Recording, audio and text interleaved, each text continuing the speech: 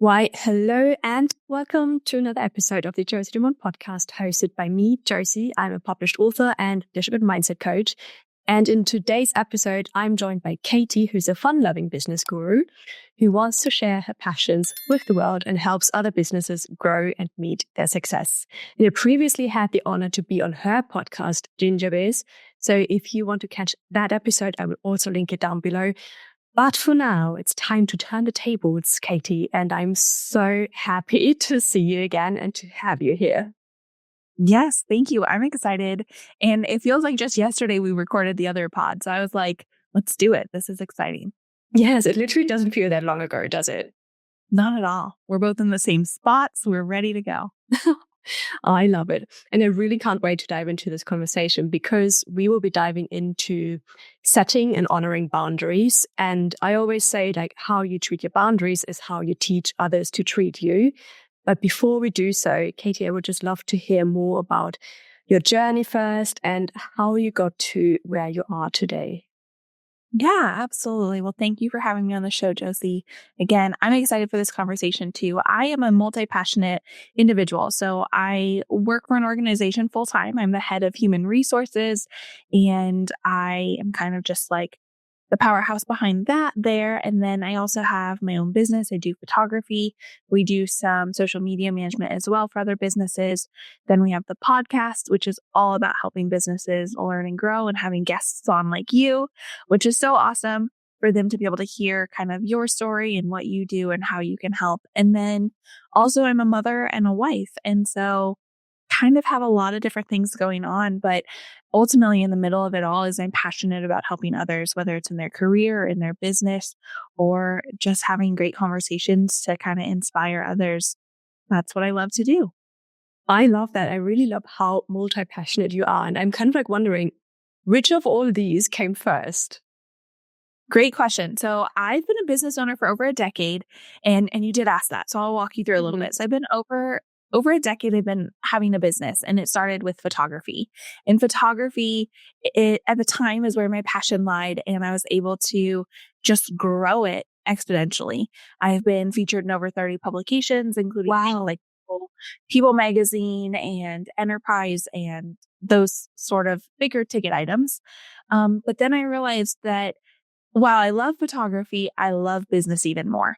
So we decided to, my husband and I, kind of pivot and do a social media management company almost. It's a virtual assisting thing, but we focus on like Pinterest and social media, which is a lot of fun. And in that time frame, about 5 years ago, I joined an organization that I'm super passionate about. It's in the hospitality industry. And I was able to grow into the head of the human resources department. Now, I think sometimes people are like, whoa, you have like a dozen different jobs. But the way that I look at it is like it's a triangle, and every point of the triangle is a different aspect of me. So one of them is Ginger Biz and photography, and we do branding photos for small businesses. And then we also have the human resource aspect, where I'm very passionate about helping people in my organization. That often trickles over into the socials and seeing people post about like, what do I do for this interview? And I chime in. And then that third tier is going to be just the social media management and all things Katy. And in the center is just helping others grow professionally is what it comes down to. And so they kind of all came at different times, and they kind of all have blossomed at different times. But that is why boundaries in business is so important, because I wouldn't be able to do everything that I'm doing if I obviously had no boundaries at all. You have to have good time management as well as good boundaries in order to serve each of those corners of the triangle. So photography was first, and I guess the most recent technically would be Katy and Co, or maybe Ginger Biz. They launched about the same time. I love that you're saying like these are all like still like part of you, and especially like the visual of the triangle that makes so much sense. And then at the center having the purpose of helping others. I love that so much. But you already touched like perfect segue into to the next question around setting boundaries, because obviously with so many responsibilities and like trying to keep the balance with it all, also having a family, obviously, and being a mom as well, like how do you set your boundaries, or how have they also helped you to just stay sane in that environment and juggling all of that. Yeah, absolutely. And I'll say to start that boundaries, I feel like are just an ongoing sort of thing. They constantly evolve and change depending on the season that you're in, the chapter that you're in, like what you're doing in that moment. So in this moment, we're podcasting. And so my boundaries are going to be a little bit different than in a season where I'm not doing so much podcasting. So that's one thing to keep in mind, but boundaries have so many positive impacts in our life, both professionally and personally. So for me, there was a phase when I was starting to really feel burned out and overwhelmed by everything that I was doing. And it caused me to have imposter syndrome, and limiting beliefs were popping into my mind left and right. And I was like, okay, you got to cut something. You can't keep doing all of this. And I was like, but I have, and I've been successful. So like, why do I have to give something up? And granted, I probably can't put more on my plate at this point, because I tell you what, I don't necessarily have to literally sever one of those things to be successful. And so I started to realize my boundaries were getting blurred again. I was reverting back to just like almost fight or flight mode, where I'm like, okay, I'll just do it all. I'll just do it all. No, I got to quit. No, I got to quit. And then I reassessed my boundaries in that season and realized, okay, if we're intentional with each of these things, we can be a lot better at each of these things. Yeah. And so that's one of the main positive things, is that you can really focus where your attention needs to go and how it needs to go in that direction. Another one is there's a lot of physical benefits to having boundaries, in my opinion, because without boundaries, you run into burnout, you run into self-esteem issues, you run into these inner narratives that you're like, oh, I'm not serving somebody. Or like, hypothetically, if the scheduling didn't work and I say no to you, Josie, I feel like the weight of that. I feel guilty because now I'm getting in my own way, or I'm letting you down, or there's so many bad things that come with that. But setting clear boundaries allows us to come into things with intention by saying, hey, Josie, I'm only available during certain timeframes. Can we make this work? And kind of negotiating it with a positive attribute versus saying, no, I can't do that, really helps. Also, setting boundaries allows you to finesse your time differently. So when I was feeling burned out, I wasn't working out. I was drinking an energy drink to stay up with times and stuff like that, which then gave me insomnia because I couldn't sleep at night because I had an energy drink and I had so many thoughts. So setting boundaries is so, so positive. And to that point, now we have 2 dogs, and I'll walk each of them separately each night so that I get more time outside. I have time to do that while I'm still serving my clients and my job and my boss and all of those things.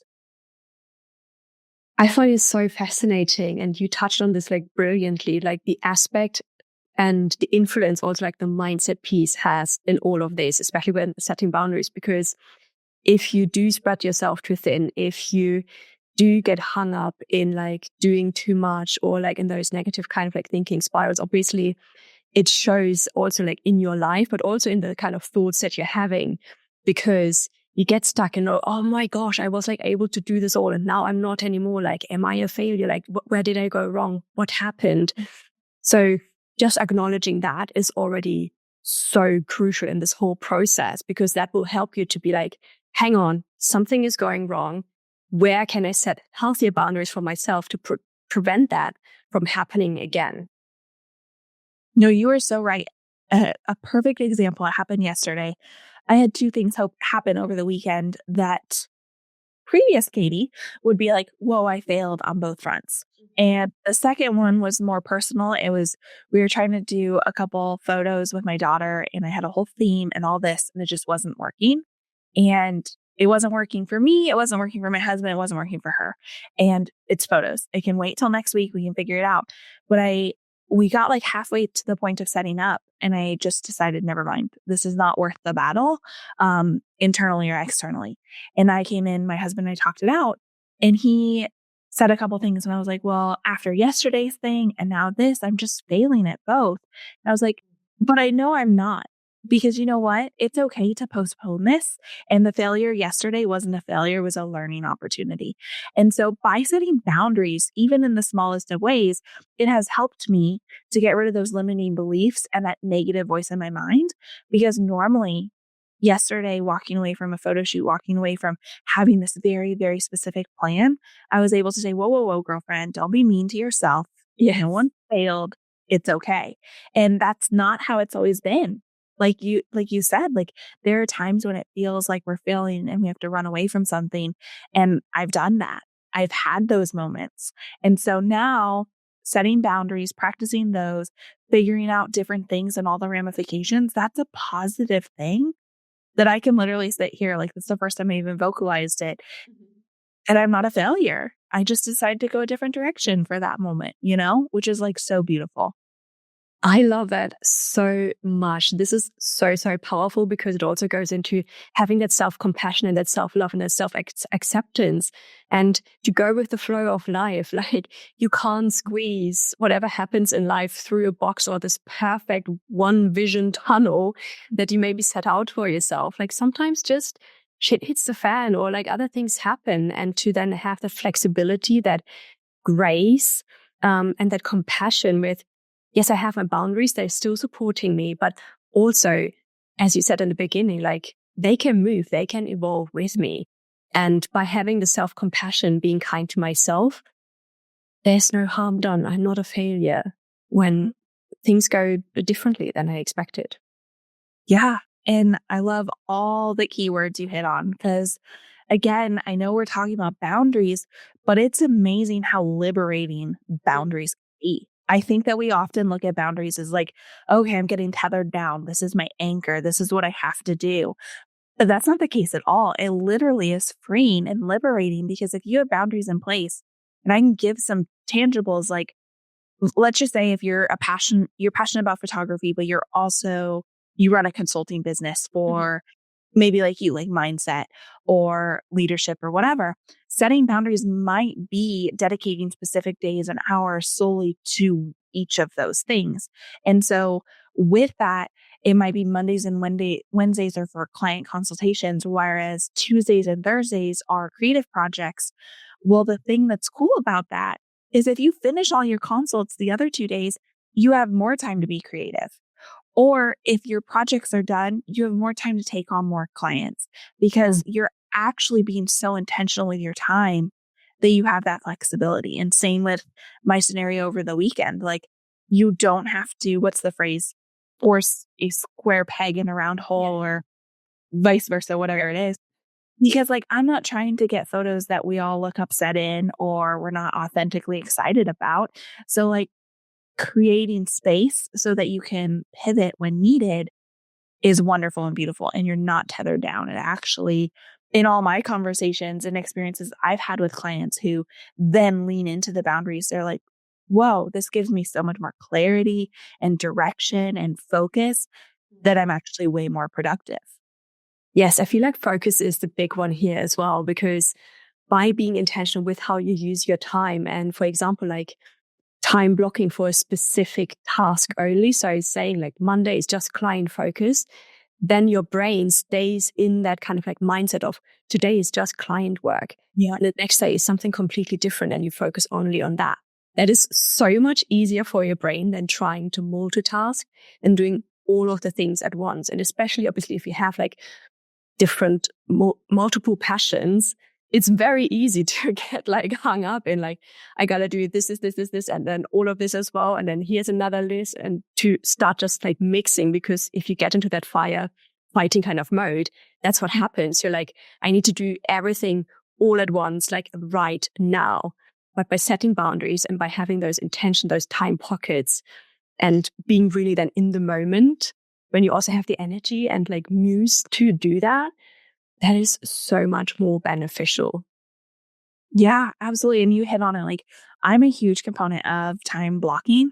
I actually have like a free resource on my website that's for time management, and it's a template of how you can start utilizing time blocking.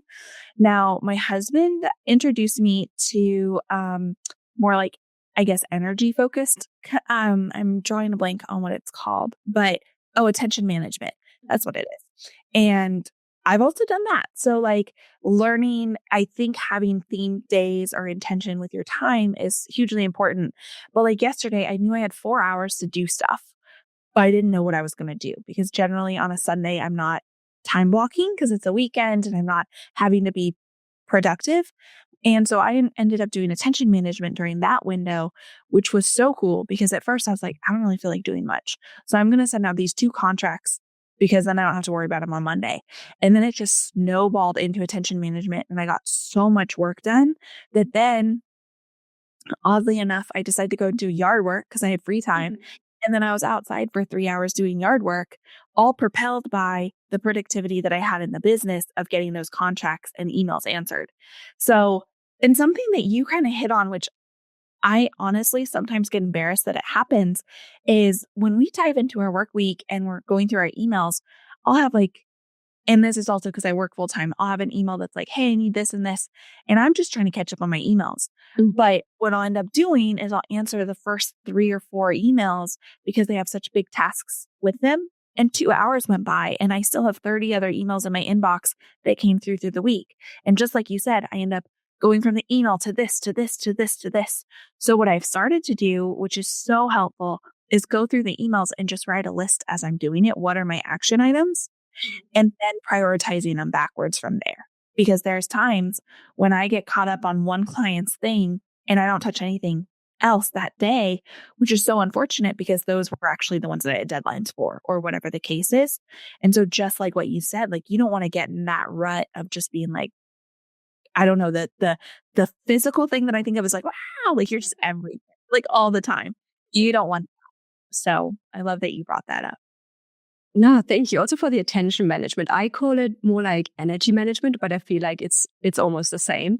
So we talked about attention management, time management, prioritization as well.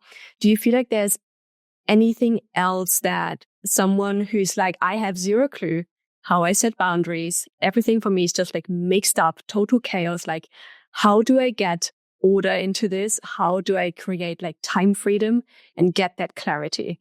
Where would you start?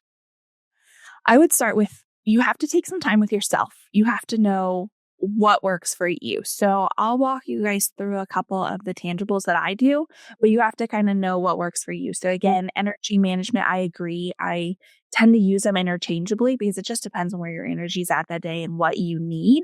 Yeah. So again, time management, I'm saying, let's do this for an hour. Let's do this for an hour. Let's do this for an hour. Energy management, you got to go with the flow and what you're in the moment. And so to that, I'm a morning person. I'm going to be the most productive in the morning, not social, but just productive. And so, yeah, Josie, you and I are similar in that. So like this can be tangible to you. But if your listeners like, well, I'm a night owl, so getting up early doesn't work for me. Okay, just flip the script. That's totally fine. But I would say start with maybe themed days. So if you know that you have to do marketing and you have to do product management for your business, just hypothetically, do themed days. If Mondays are rough for you, but you love marketing, put marketing on Monday so that you enter the week with the most excitement, and then know that you're just focusing on the marketing on Monday and give yourself a time period, give yourself a to-do list, but that's kind of your theme. And anything around the other elements like creating the product or execution of the product or testing the product, save that then for Tuesday. And that way, you can use the momentum that you're building throughout the week of that Monday to start your week on a positive note and set those boundaries. And then if anything comes in about the product, you know you're going to get to it on Tuesday, but you don't have to drop what you're doing on Monday. The other thing is a boundary could be not checking emails after 7 p.m. This allows you to unwind and focus on personal time, ensuring that you're recharged for the next day and you're ready to go. Or another example could be limiting the number of projects that you take on each month, so that you're doing each project with more intention. One of the big things for me is I say that you should really make sure that you write out your core values and your mission statement and do this from a positive space. Don't do this when you're in the weeds and you're upset and you feel defensive because you're overwhelmed. Do it on a long weekend when you have time to think about it. So it comes from a positive place.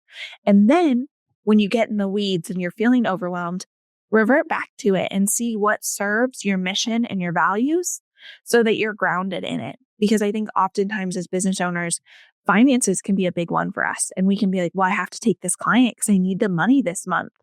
Well, you got to be intentional with it. And if you're going to be intentional with it, then say, yes, I need to take this client and this is how I'm going to do this. And this is when I'm going to work on that. versus being like, yes, yes, yes, yes, yes to everybody and screwing yourself over because you don't have the energy or the time to serve them. So those are a couple of them, but I would say just limiting the times that you're working so that you have space to take care of yourself or family members or whatever else you need to do, because that's huge. We forget about ourselves. And then also being intentional with days. If you can't step away from something, setting those clear guidelines for yourself and then honoring it is so important. Oh, yes. I loved every single thing that you just said, Katy. This was amazing. I'm just like, yes, sign me up, sign me up. Like, I can only agree with all of that.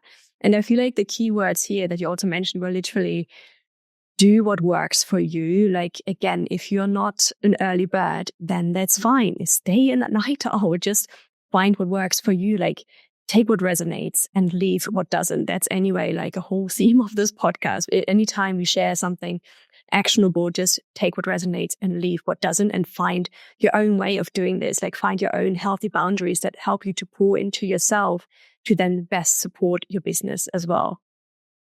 And also, I think you mentioned obviously your time management freebie, and I have the link and I will put that also into the description box below. So do check that out if you want to obviously have some, I don't know, perfect support right away and try something out.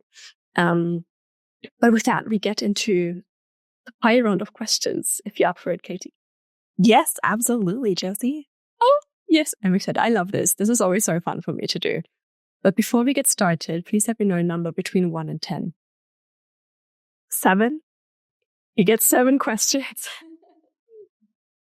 Okay. Let's get started. So you can answer them with one word or short sentence only. Okay?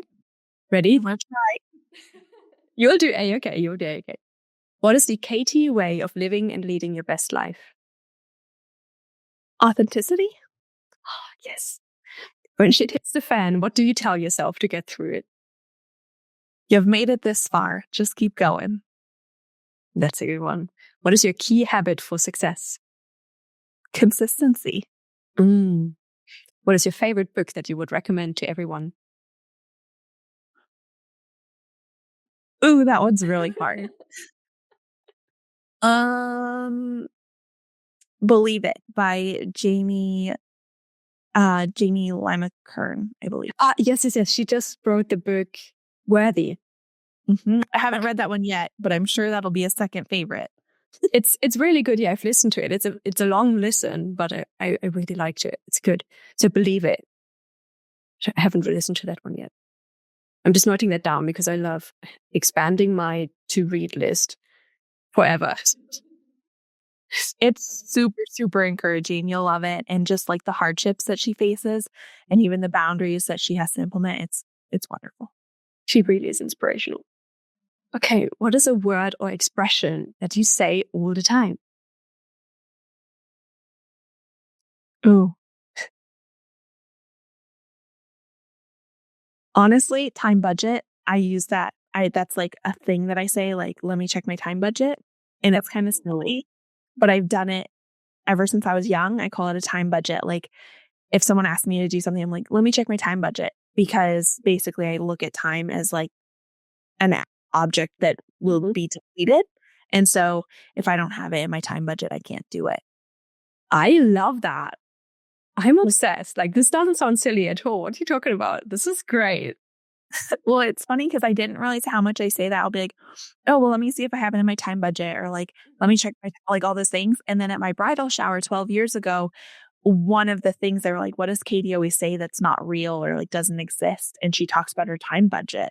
Yeah. And I was like, that's not real? Like, I always thought it was a thing. And so it was just funny. But yeah, I often refer to like my time budget. I love that. Oh my gosh, I'm so obsessed with that. Okay. What is this? I can't talk. What is it? The theme song of your life or your current season? Ooh, that's a tricky one. Maybe Shotgun by, I think his name is George Ezra, and it's basically about taking like a road trip. Yeah. And like going with it. And that's kind of, I'm just going with it right now. I'm just along for the ride and trying to see the sunshine, I guess. Oh, I love that. But it's also like so uplifting, that song. Like, I immediately have it in my head. I'm just like, da, da, da, da. You can't not, right? Like my daughter loves it. We sing it to school every day, which is really fun. Oh, that's so cute. Okay, last question. What is one thing that you want to unlearn? Unlearn limiting beliefs. I tend to always be a pessimist, like a realist. And so I have these natural reoccurring limiting beliefs that pop in, and I want to unlearn that. I want to get those out of my head. But I will say that because I didn't chalk my two things this weekend up to failure, I'm getting closer to being able to like unlearn those negative voices. Katy, I would say like you are well on track on unlearning. That's like everything talked about in this episode. I'm like, she got the mindset piece down. I'm trying. It's not always there, but it's a good day today. You know how it happens. Like one day's great, and then other days you're like, And that's what I got to work on. Those other days when it's not perfect, but we still give ourselves grace. Yes. And the thing is, like, even for me as a mindset coach, I wouldn't say that every single day I'm like in this perfect, positive, optimistic mindset. Like I have my down days too. But it is like just having the tools and knowing how to work through them, having the awareness to acknowledge it, and then still being that compassionate to yourself and being like, yeah, it's okay that happened. Like we can still move on. Like this is fine. We can look at this. We can look at it now, later, whatever. So they still happen, and it just makes us human. No, I love that. And you're so right, because I'm sure a lot of people look at you and they're like, oh, Josie's always happy. Like, wish I was her. And I think, and my husband's fairly positive too, I think that we often think it's effortless. And I'm like, no, and I'm learning in so many ways that each of us have a skill set and a thing that we do. And your skill set is flipping that script and navigating through it and giving yourself those resources when you have a bad day. It doesn't mean that you don't have them. And I think we on the outside forget that. We're like, oh, I just wish I were Josie. It's like, no, she faces hardships too. So I love that side. Yes, that's what makes it real. That's what makes life so beautiful and wonderful, because without the ups, without the downs that way around, we wouldn't be able to enjoy the ups. So absolutely. Or maybe it's even that way around. Without the ups, you wouldn't be able to enjoy the downs, because there's always beauty in the downs. I have to say that. It's funny you say that, because we came out of 2 weeks ago. We got home from vacation, and then it was like a crazy busy week. Mm-hmm. And I actually really loved it. I was like, I coming out of vacation and having the more relaxing, and even this week being a little bit slower for us, I was like, I wouldn't appreciate the hustle and the fun of the productivity and the challenge that it is if I didn't have the chill side. So not necessarily ups and downs per se, but like to some extent, you're right. And even some of my darker moments, not to be all weird and flip the script, but like some of my darker moments, I got to know myself or those around me so differently that I was like, wow, like not to be morbid, but like, whoa, that person's really there for me when those aren't. And that can be so powerful too. So there's definitely beauty, I think, in the full roller coaster. And you just got to kind of set yourself up to look for it. Yes, 100%. And what a note to close the episode. Oh my gosh, Katy, I love this so much. Before we wrap up, where can people find you and how can they get in touch? Yeah, absolutely, Josie. Thank you for having me. So if anyone wants to connect, I am on my website, which is katymurrayphotography.com. That's KATYMURRAY photography.com. Also on Instagram and Threads for Ginger Biz, GINGERBIZ. And yeah, you can link up with me anywhere if you want to just chit chat and get to know each other. If you want to tune into my podcast, Ginger Biz, it's on all the different platforms. Or if you want to work together, reach out. I love to just make new connections and cheer people on. Oh, I love that so much. Thank you again so much for spending this time with me today, for sharing your wisdom, for sharing where you are on your journey as well. And it was such a pleasure and honor to have you here. Thank you so much, Katy. Thank you so much. It was all my pleasure. Thank you.